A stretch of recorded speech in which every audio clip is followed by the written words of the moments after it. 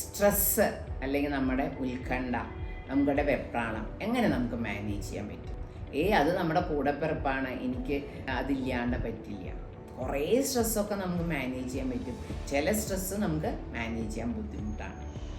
അപ്പം നോർമലി ഒരു discipline life ഉണ്ടെങ്കിൽ തന്നെ നമുക്ക് സ്ട്രെസ് ഇല്ല. ബസ് പോവുമെന്നോ ഓഫീസിൽ വൈകി എത്തുമെന്നോ ഇല്ല. നമ്മളുടെ എഴുന്നേക്കണ സമയം തൊട്ട് രാത്രി കിടക്കണ വരെ നമുക്കൊരു ടൈം ടേബിൾ എഴുതി വയ്ക്കുമെന്ന് വേണ്ട, കുട്ടികൾക്കുള്ള മാതിരി നമ്മുടെ മനസ്സിലുണ്ടാവണം. പിന്നെ നമ്മൾ എന്തൊക്കെ ജോലികളാണ് ചെയ്യേണ്ടത് എന്ന് നമ്മൾ ഒരു റെഗുലറാക്കണം, ക്രോഡീകരിക്കണം, പ്രയോറിറ്റൈസ് ചെയ്യണം. ഏതിനാണ് ഇമ്പോർട്ടൻസ്, രാവിലെ ഏതിനാണ് എന്നുള്ളത് ഇമ്പോർട്ടൻസ് കൊടുത്താൽ നമുക്ക് സമയം കിട്ടും. അത് കഴിഞ്ഞിട്ട് ഓഫീസിൽ നിന്ന് വന്നു കഴിഞ്ഞാലും എല്ലാ ദിവസവും നമ്മൾക്ക് ഇഷ്ടമുള്ള എന്തെങ്കിലും ഒരു ഹോബി, തുന്നാം, ഗാർഡനിങ് ആവാം, വെറുതെ ഇരിക്കണതാവാം, സിനിമ കാണണമാവാം, രാഷ്ട്രീയം ചർച്ച കേൾക്കണതാവാം, എന്തുമാവാം. നമുക്കിഷ്ടമുള്ള ഏതെങ്കിലും ഒരു ഹോബി ഒരു അരമണിക്കൂർ നമുക്ക് സമയം കണ്ടെത്തണം. അപ്പം നിങ്ങൾക്ക് ഉടനെ തോന്നും, ഈ കേൾക്കണവർക്ക് തോന്നും, മേഡം ഇപ്പം ഇത്രയൊക്കെ ആയില്ല, അതുകൊണ്ടാണ് നിങ്ങൾക്ക് സമയം, അല്ലാണ്ട് ഞങ്ങൾക്ക് സമയമില്ല.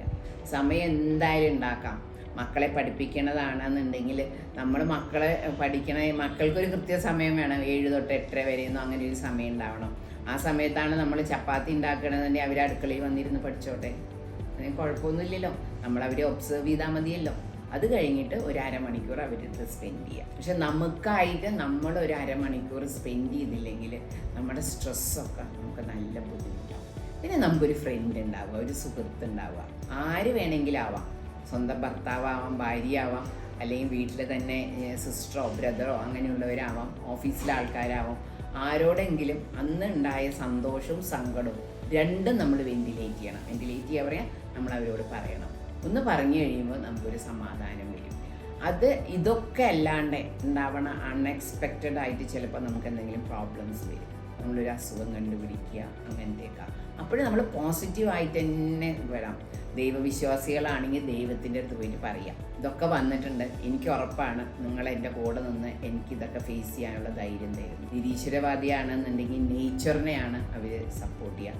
നേച്ചറും ഇതേമാതിരി അവർ നേച്ചറിനോട് നോക്കിയിട്ട് നമ്മൾ പറയാം, ഈ നേച്ചർ എൻ്റെ കൂടെ നിൽക്കും എൻ്റെ എല്ലാ പ്രതിസന്ധികളിലും എന്ന്. അങ്ങനെ ആവുമ്പോൾ നമുക്ക് നല്ല ധൈര്യം വരും. ഇങ്ങനെയാണ് സ്ട്രെസ്സ് മാനേജ് ചെയ്യേണ്ടത്.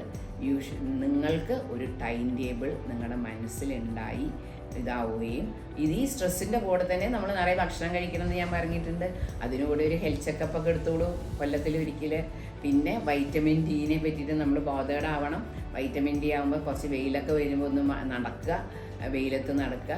ഏതെങ്കിലും ഹോളിഡേ ഉള്ള ദിവസം കുറച്ച് നേരം വെയിലത്തൊക്കെ സ്പെൻഡ് ചെയ്യുക. അങ്ങനെയൊക്കെ ചെയ്യുകയാണെങ്കിൽ നമുക്ക് സ്ട്രെസ്സ് മാനേജ് ചെയ്യാൻ പറ്റും. ഇതിൻ്റെ കൂടെ വേറൊരു കാര്യമുള്ളത്, കുടുംബത്തോടൊപ്പം അരമണിക്കൂർ മക്കളും ഭർത്താവും ഭാര്യ അവരൊക്കെ കൂടെ അരമണിക്കൂർ നിങ്ങൾ എവറി ഡേ സ്പെൻഡ് ചെയ്യണം. കുട്ടികളുടെ കാര്യങ്ങളൊക്കെ സംസാരിക്കാം.